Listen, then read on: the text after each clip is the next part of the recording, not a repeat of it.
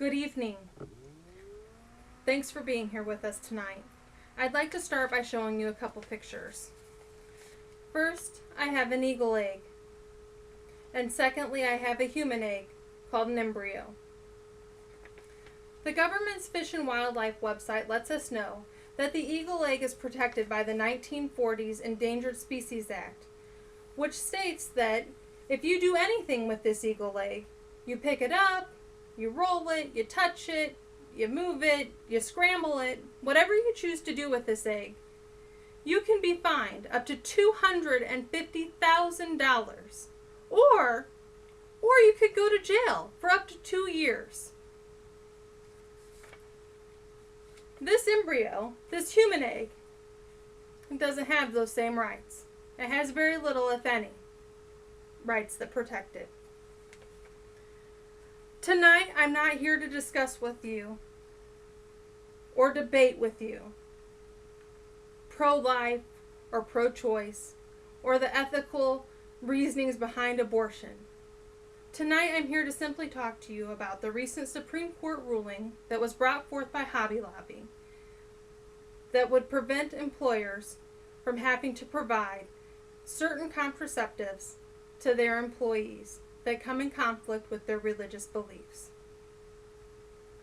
Despite the news and what the media says, Hobby Lobby isn't saying they don't want to cover birth control. That's quite not the case. Birth control comes in all different types, different shapes, different sizes, different ways of being effective. We have barrier methods, which are condoms, sponges, diaphragms. Those work by preventing sperm from coming into contact with the human egg cell, which means that no fertilization occurs of the egg. We also have hormonal birth control methods. We all know what the pill is. There's also shots, patches, vaginal rings. Those work by using hormones to prevent the fertilization of an egg. There's also sterilization methods. Men can have vasectomies. Women can have tubal ligation or hysterectomies, which would render those people sterile and no longer to have children. There are also other devices known as, they're implantable. We have rods and intrauterine devices, which we know as IUDs. Now they say they prevent the fertilization of an egg, but it is more common for them to take a fertilized egg and prevent it from attaching to the uterine wall, and therefore that egg cannot be carried to full term, and thus it aborts itself. There's also emergency contraceptives. We know them as Plan B or the morning after pill, which also work in a way that will take a fertilized egg and prevent it from attaching into that uterine wall and aborting itself. Hobby Lobby isn't saying that they don't want to cover birth control. But what they don't want to do is to cover birth control that aborts a fertilized egg, which is in direct conflict with their religious beliefs. Catholic hospitals, for instance, they don't have to provide birth control to their employees. They also don't have to provide abortion options, including abortions themselves, to patients who are in need, who are in dire stress. They don't have to do those. They also don't have to provide a Plan B or a morning after pill to their patients, even in the instance of rape. I know from a close friend that works at our local hospital. If you're not familiar with our area, we have two hospitals. We have a Catholic hospital and we have the other hospital. My friend, she works at the other hospital. And she's told me many times she's heard stories from patients that go into the Catholic hospital where their pregnancy is in distress to the point that it is causing harm to the woman. And what those hospitals will do is they'll fix them or patch them up enough to send them on their way. But they won't offer them an abortion, which could very likely save their life or end the distress of their body. Even in the case of a miscarriage, where it's imminent, a miscarriage is going to happen, they won't provide that abortion to save the woman's life. In the instances of rape, They'll do everything. They'll do the rape kit, they'll do the reporting, they'll seek counseling, but that last little bitty thing to prevent an unwanted pregnancy from rape, provide that morning after pill, won't do it. Now, my friend, who works at the other hospital, has said many times she's had people walk into her emergency room and they have been told by the Catholic hospital that we can't do it here, but if you go across the street, they can help you out. In October 2011, a Huffington Post report quoted Dr. or Reverend Thomas J. Olmsted in saying, "An unborn child is not a disease." He continued to say, while medical professionals should certainly try to save a pregnant mother's life, the means by which they do, it can never be by directly killing her unborn child. The end does not justify the means.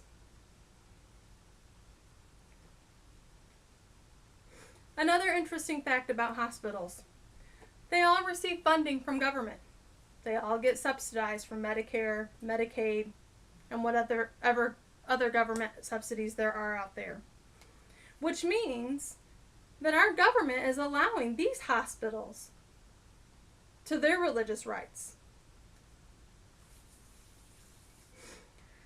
David Green, the founder and CEO of Hobby Lobby, he states that his company honors the Lord and all that they do by operating their company in a manner that is consistent with biblical principles. Hobby Lobby employees are not under any contract. They have no contract for employment, meaning that they can come and go. If they choose not to work there, they can seek employment elsewhere. If they really need that IUD or morning after pill, they have two options. They can seek employment from somewhere that does, or they can purchase it themselves. Hobby Lobby is a for-profit company, which means our government does nothing for them financially. They don't pay for insurance. They don't subsidize any paychecks. As far as the government is concerned with Hobby Lobby, they're there for regulations and taxes. That's it. They do nothing else with Hobby Lobby. All their income, all their proceeds, all their profit comes from customers and investors just like me and you. So why is it that a for-profit company is held to a higher standard than a nonprofit? No one's saying that women shouldn't be able to have birth control. That's not what's at issue here. However, faith-based companies whose religious beliefs recognize an embryo as human life should be able to choose whether or not they provide a contraceptive that will abort life. This ruling prevents companies like Hobby Lobby from having to choose this eagle egg over this embryo. No one wants to debate the ethical issues behind pro-life and pro-choice. Companies should have to provide their employees with birth control, but with so many options, it shouldn't be mandatory that they provide those contraceptives that will destroy life. Any company's religious views should be honored, just like a Catholic hospital, which our government already states that they have rights to their religious beliefs. Nobody should have to choose this egg and this egg. Thank you. Have a nice evening.